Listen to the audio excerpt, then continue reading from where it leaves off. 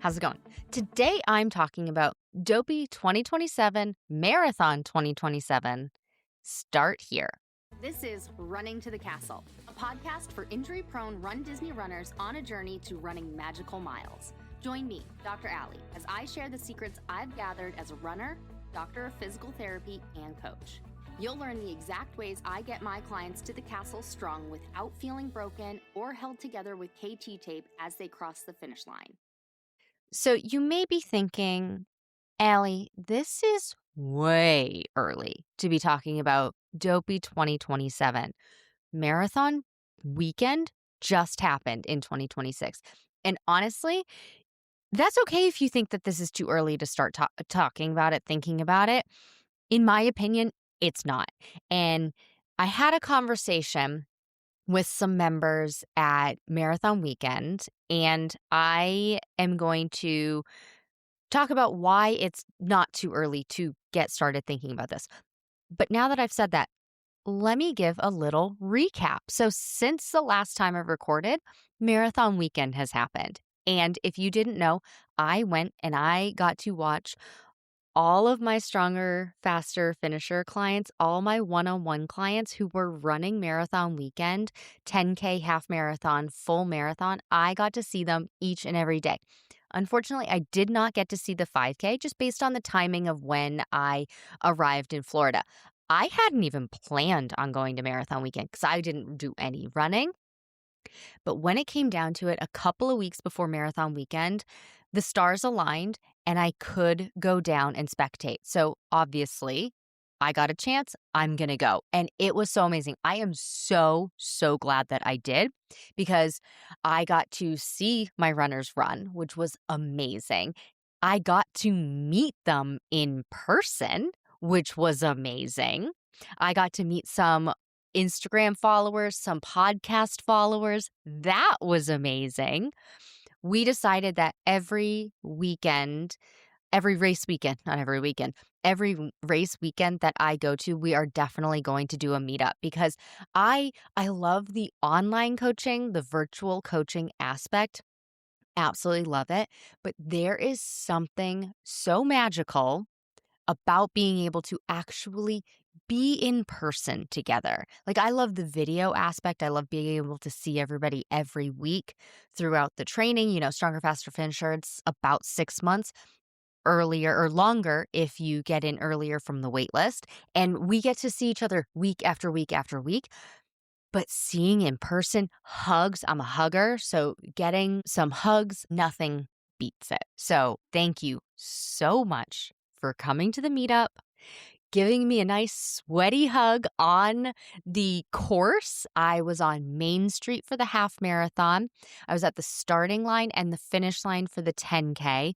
And I was at roughly mile 18, somewhere between 17 and 18 in Animal Kingdom for the full marathon. And then I headed over to the finish line to catch people at the finish line. And it was amazing. I was heading back to my resort after the half marathon. I was literally in line for the bus and I got a text saying, "Hey, are you still in the finish area?" And it was one of my stronger, faster finisher clients. And I was like, "I am. I'm on my way to the bus. I'm, on my way back to the resort near the buses. Where are you? Let's meet." And so she was walking there with her partner and said, "Okay." I said, "Well, what resort are you going to?" And I just headed over to her bus. I got out of line, headed over to her bus, got to do a nice sweaty hug. It was amazing. My my sweatshirt after the half marathon day, it was so funny. You could see all of like the dried sweat spots from where I gave hugs. And it's great because that means you were working hard. It also means it was hot, right? It was hot, but it was perfect. So if you felt bad for giving me a sweaty hug, please don't. That is absolutely no problem. Clothes are easily washed, and that's exactly what I did. It is no problem. It was so fun to be able to see everybody just as they were running through Main Street, as they were running through Animal Kingdom. I had a client who on the marathon, she was like, "I just needed to get to you. My goal was to get to you." And she did. And that was amazing. 18 miles, furthest she had ever run in a marathon. Well, not in a marathon, just ran so amazing. We have so many victories from marathon weekend. I I'm just so amazed. I am so proud of each and every one of you for putting in the hard work. You can do hard things. You put one foot in front of the other and you did it. Marathon weekend, temperatures were an issue. It was really hot. It was really humid, especially marathon day. They did raise a yellow flag for marathon day, which meant, there's a warning. It's not ideal conditions for running. And many people did get overheated. So I want if you experienced that and had any issues, whether it was just not the race that you wanted it to be, whether you DNF'd, didn't get the pace you want, got, your course cut because they did cut the course at a certain point. They got to a point where it was going to be too much.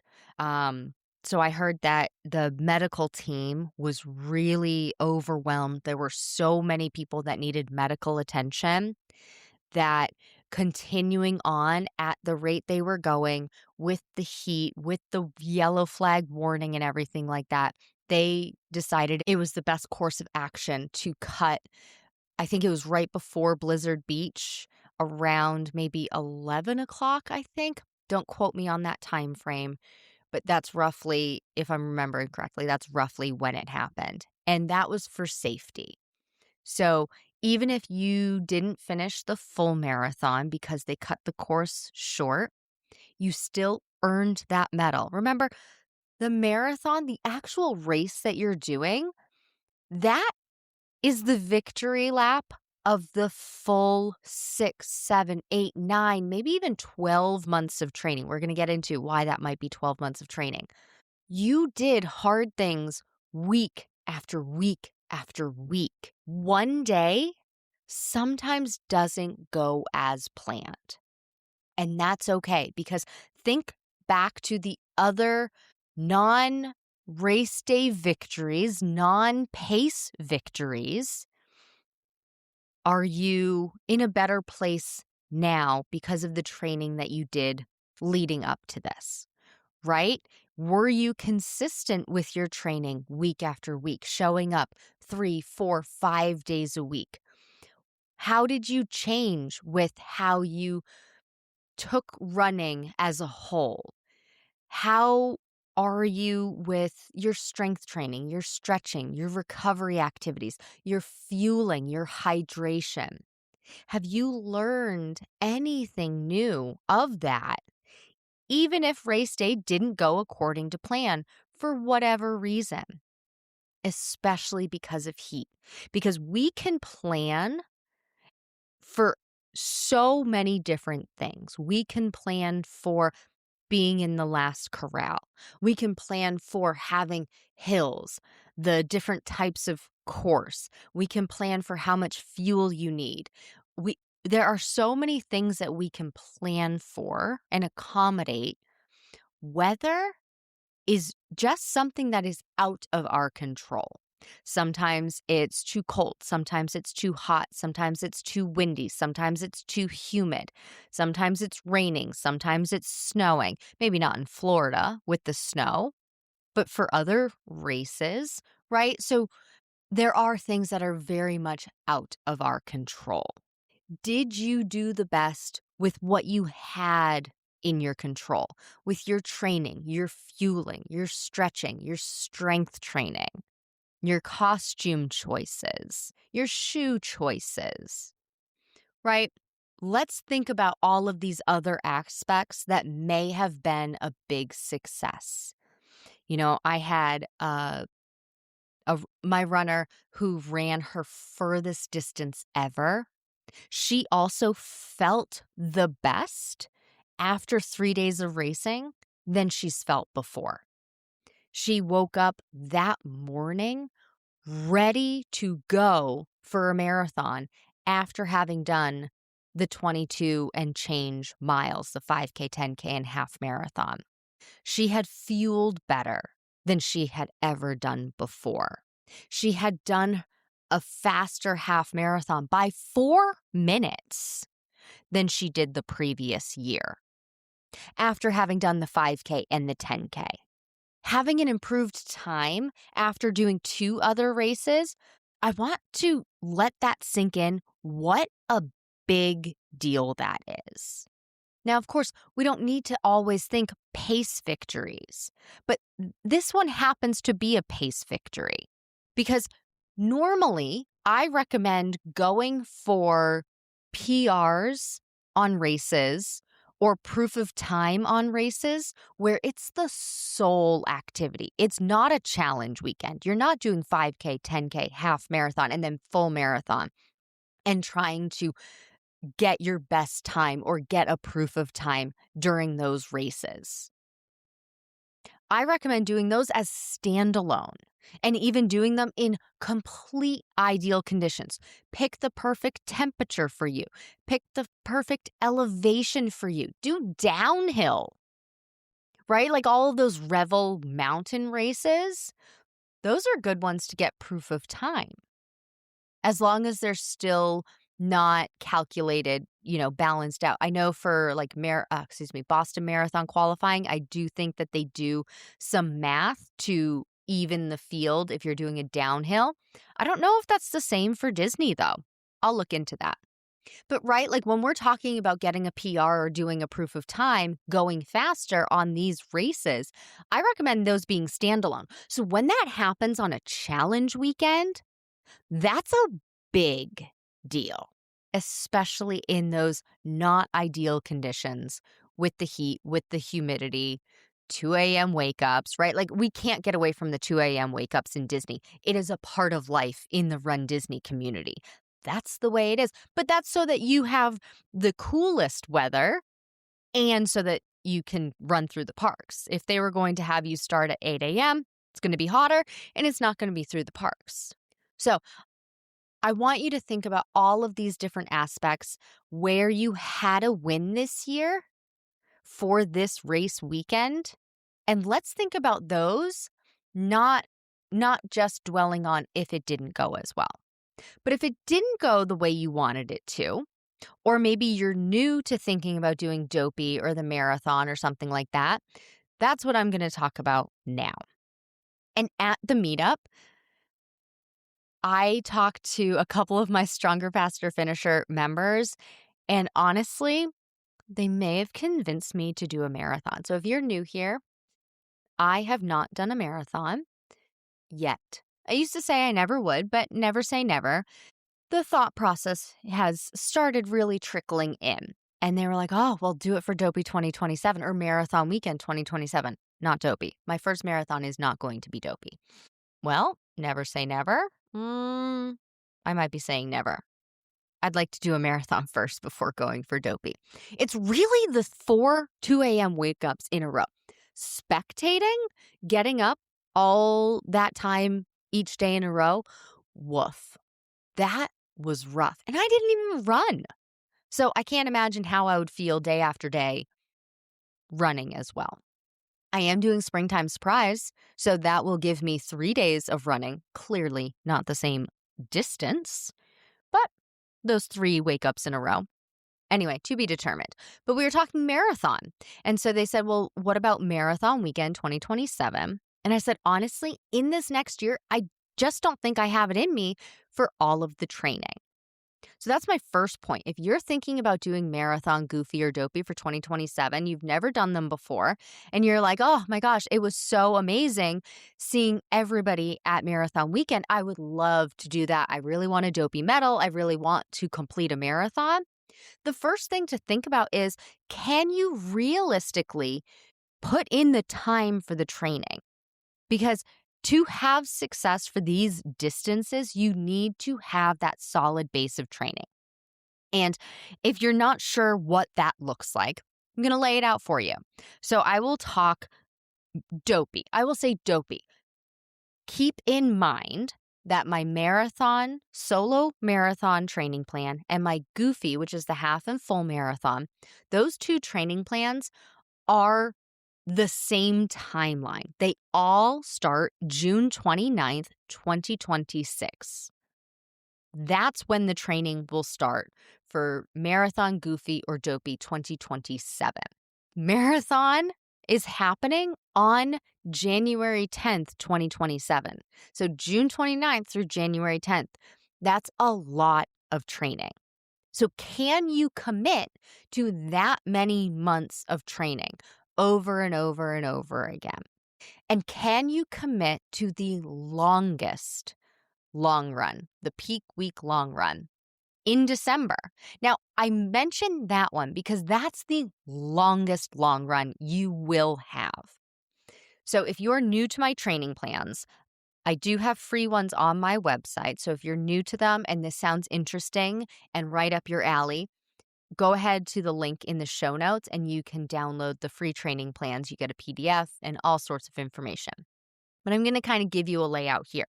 So the way I recommend training is you increase your weekly long run, your mileage by 10% each week. It can go up to 15%, and I do that for my 5K distances. But for all of the other ones, I keep it to the 10%. So that's why it's June 29th as a starting point. In addition to that, I recommend maxing out if you're running a marathon or any of the challenges that include a marathon, you max out at 20 miles. You may be thinking, well, how am I ever going to know that I can do 26.2 if I stop at 20 and still have a 10K left? This is where my training plans are different. I recommend you go so slow on your long run each week that by the time you get to your 20 miler, that 20 miler will take you the amount of time you anticipate your race marathon take you. So as an example, if you expect your marathon over marathon weekend to take you 7 hours, I recommend that you go so slow on your long runs, specifically your 20 miler, that your 20 miles takes you 7 hours. So you save your joints, your muscles, just your overall body. You save it from all of that extra pounding of that extra 10K, but you go the length of time it's going to take you on race day so you know that your body can sustain that amount of activity over that amount of time. And then race day adrenaline kicks in and you go faster, and your speed work kicks in and you go faster.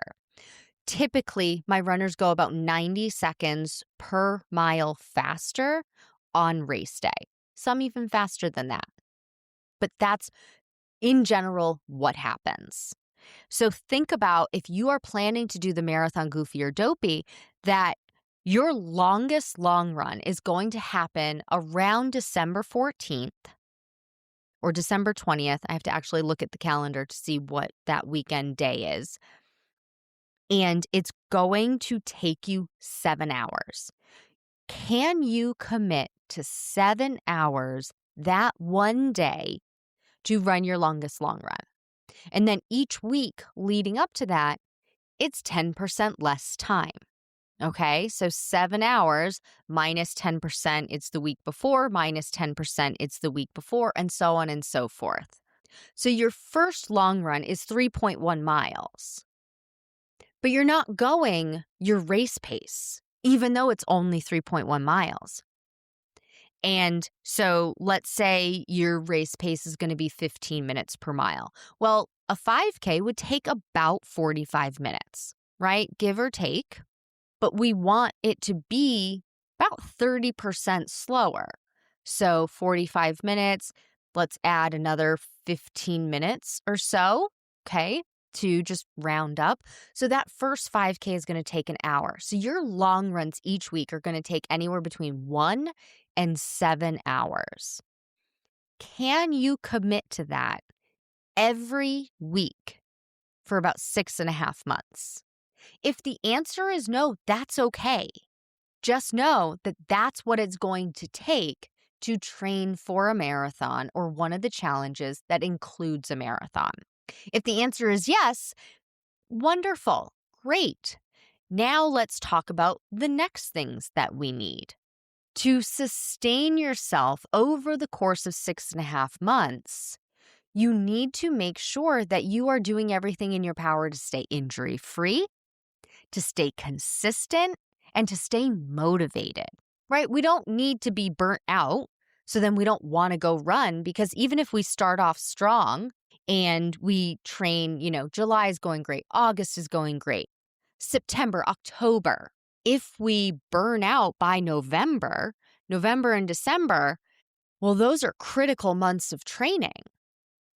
And if we've burnt out or gotten injured, that's going to be no good. So we need to start at the beginning with some good habits to keep ourselves injury-free, to keep ourselves consistent, and to keep ourselves motivated. So the way I do that is I structure the training to make it so that you always want to go run. Excuse me. Let's take out that always, right? Like, we don't always want to go run, but that it's the least offensive way. Right? Like, I don't always want to go run. I'm not 100% motivated all the time, but long term, I am. Like, I am super injury averse. And I know that if I don't stay consistent, I'm going to wind up injured. But do I always want to go for a 2-hour long run? No, I don't. Would I rather go walk? Yes, I would. So then I should just walk. And I accept that, okay, this one run didn't happen, but I did move. I moved my body, or I did something else, whether it be walk or maybe I'm going to go ride a bike, right? So what ways can we adapt the training so that on days that we don't feel like running, we'd rather be doing something else, whether that be a different type of activity or we just have work stuff going on? How can we make it so that it is moderately enjoyable? And so one of the ways I do that is I include cross training throughout the week. So that's another type of cardiovascular activity that's not running, because we're not elite runners, right? Like, we're certainly not getting paid for this. So some of the motivation can wane, right? So how can we make it so that we still want to go out and run? We make it so that some of our other activities aren't running. So I recommend Dopey training has 2 back-to-back long runs every week. Typically it's Saturday and Sunday, but that's just how my training plans are set up. In Stronger, Faster, Finisher, you know that if you do your long runs on Wednesday, I set it up that way. If that's the day that you can go run, great. I love it. Let's work this in.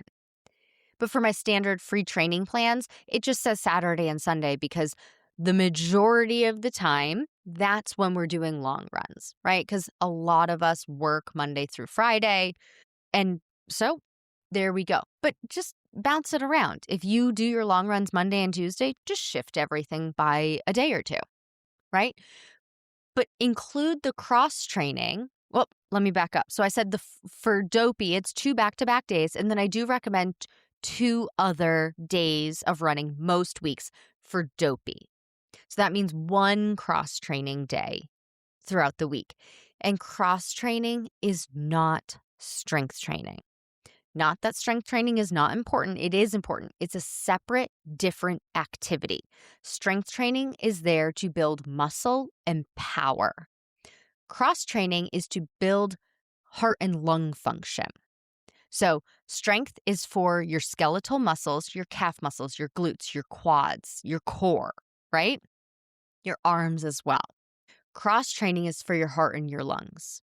And it's a different activity than running. So you build up your heart and your lung function, their ability to beat and recover, fill up with blood, and pump out the blood efficiently. And then so that you can breathe and not feel like you're gasping for air and dying as you're running through the parks. Those other kinds of activities are things like paced walking, riding a bike, Peloton, spin class, rowing, swimming, elliptical, another sport like basketball, soccer, things like that. It's not running, but you still are breathing heavy the same amount that you would if you were running. And that builds up your heart and your lung function. But it keeps things interesting so that when it's time for your long run, it's not just another, oh, here's another run, same pace as always, same distance as always. That gets boring. Nobody wants to do that. It's not exciting anymore. But we can't make things too exciting because if we make things too exciting, that means we're changing too much. And then we can get hurt, right? We need things relatively consistent, but with a variety. So do cross training, paced walking, Peloton spin class, rowing, elliptical. And then you have 2 speed workouts to work on your pace so that you can build that buffer between you and the balloon ladies. You don't have to panic the whole race, and you possibly have more time for character stops. Okay? So we're keeping things interesting by making it so that we're not always just doing the same old same, oh, time for another run again.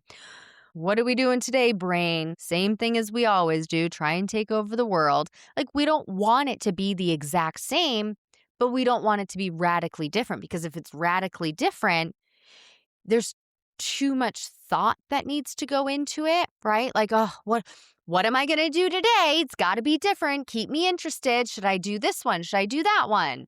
That's too many choices, and then we're fatigued. We don't even want to think about it. So in Stronger, Faster, Finisher, I program it out. So you have Monday cross training. That's going to be your Peloton spin class. Tuesday is going to be your first speed workout. That's 45-minute, 30, 20, 10. Wednesday is going to be a rest day. Thursday is going to be your second speed workout. That's 45-minute progression run. Friday is going to be cross training. Saturday and Sunday, if you're doing Dopey, those are going to be your long runs. Those are easy. So Saturday you can walk it. Sunday you can do your run walk intervals. And actually, now that I'm just saying this, I did 2 cross training days in there. So one of those cross training days is going to be another rest day. So Friday, let's do Friday as a rest day. And that's what your week looks like. And then the next week, I have 2 other speed workouts that I flip flop. So instead of doing 30, 20, 10, you'll do hill.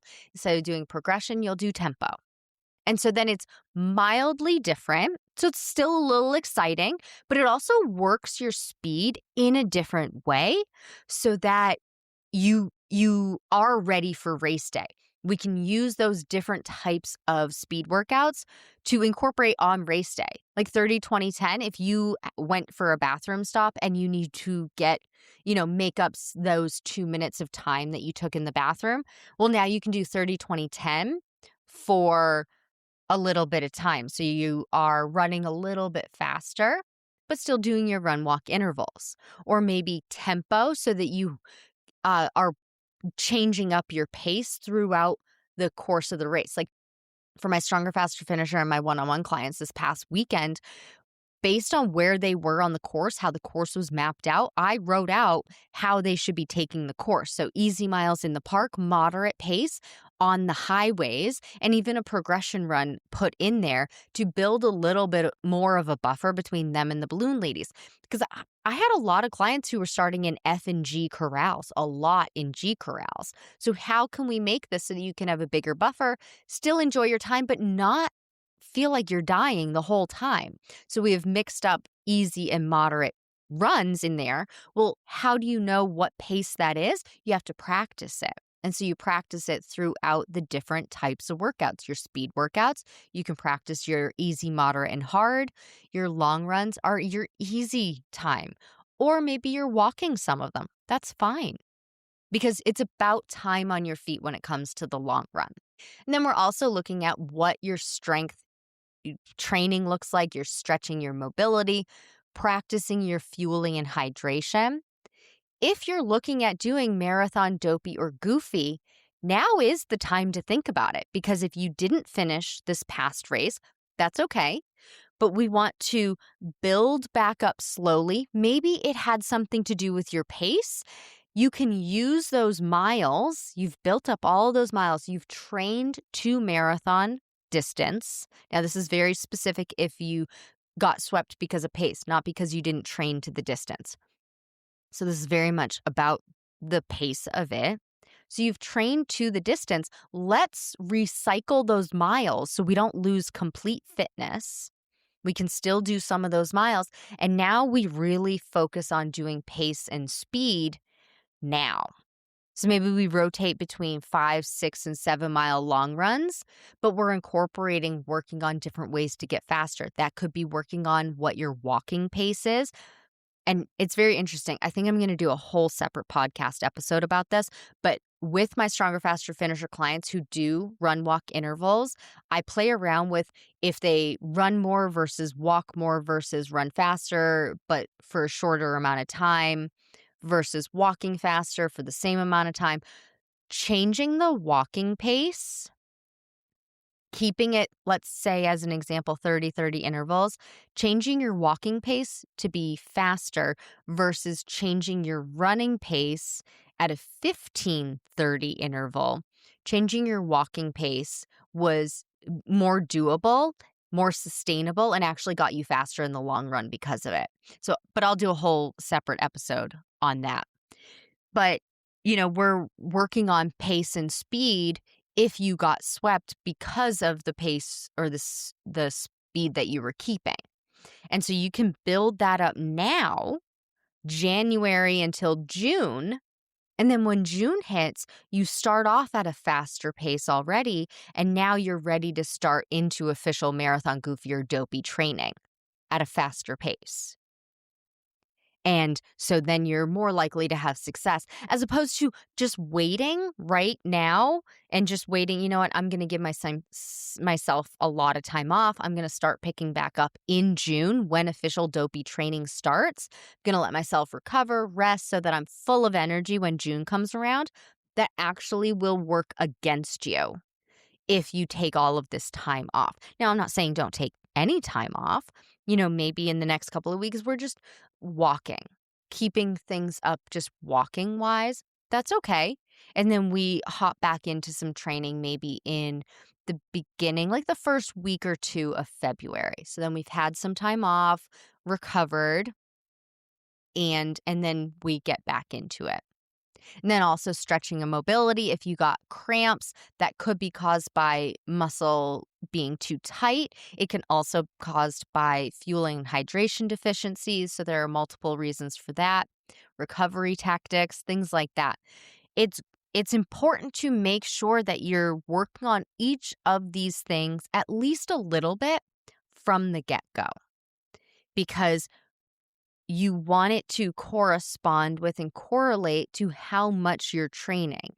And if you start with nothing and you wait until you're at training at mile 10 as your long run, and you've never stretched and you've never done the squeezy boots, the pneumatic compression devices, and you all of a sudden start doing all of these things, well, we don't know how your body's going to respond. And you may have to be in them for, I don't know, half an hour.